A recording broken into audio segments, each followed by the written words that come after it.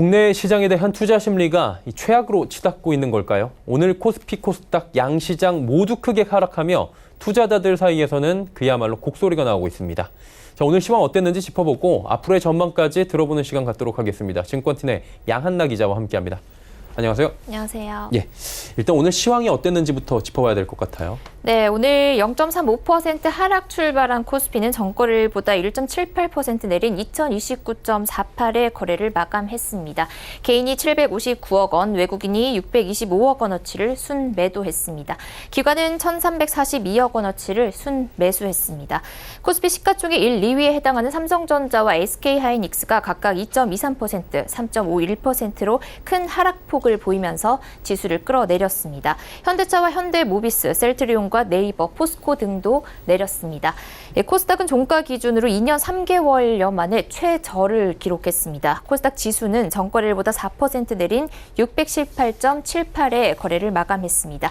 개인이 8억 원어치 순매도에 나섰고요. 외국인은 2억 원, 기관은 7억 원 순매수했습니다.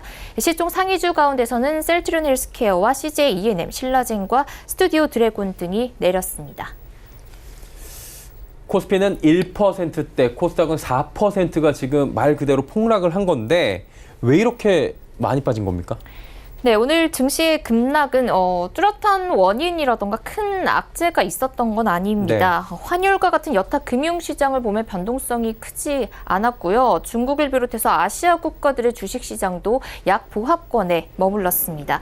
이 때문에 우리 증시가 오늘 급락한 원인은 수급, 그 이상도 그 이하도 아니다라는 분석이 나오는데요. 전반적으로 여전히 대외적인 불확실성이 존재하면서 시장 참가자들의 투자 심리가 위축이 된 가운데 일부 수급적 측면에서 외국인의 현물과 선물 매도세가 이어지면서 하락폭이 확대가 된 겁니다.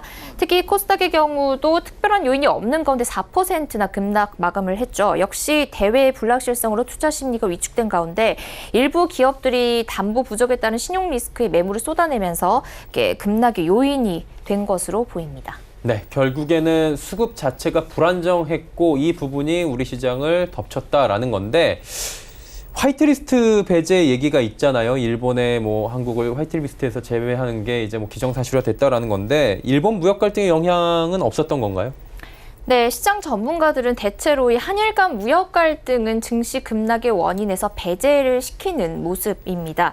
일본이 수출을 당장에 중단을 시키겠다라는 이런 극단적인 수준으로 나가는 게 아니고 이 수출의 흐름을 좀 방해하겠다 정도로 이제 그 경제 보복을 해 나가는 모습이라는 얘기입니다. 네. 정말로 극단적으로 일본이 수출을 중단을 시켜버리면 우리나라뿐만이 아니고 일본 그 자국을 비롯해서 미국 같은 경우도 IT 업종이 굉장히 그 비율이 크기 때문에 미국도 피해가 크고요. 그렇죠. 또 중국까지 마찬가지입니다. 이렇게 글로벌 경기 전체에 미칠 파급력이 크기 때문에 일본이 강력하게 이런 무역 제재를 가할 가능성은 크지 않다라는 게 전문가들의 시각입니다. 네. 그렇다면 오늘을 시작으로 이번 주 증시를 좀 살펴봐야 될 것 같은데 어떤 식으로 흘러갈지 궁금한데 증권가 쪽의 전망은 어떻습니까? 네, 앞으로 우리 증시는 크게 우려할 것도 없고 크게 기뻐할 것도 없는 상황이라고 이해를 하시면 될 것 같습니다.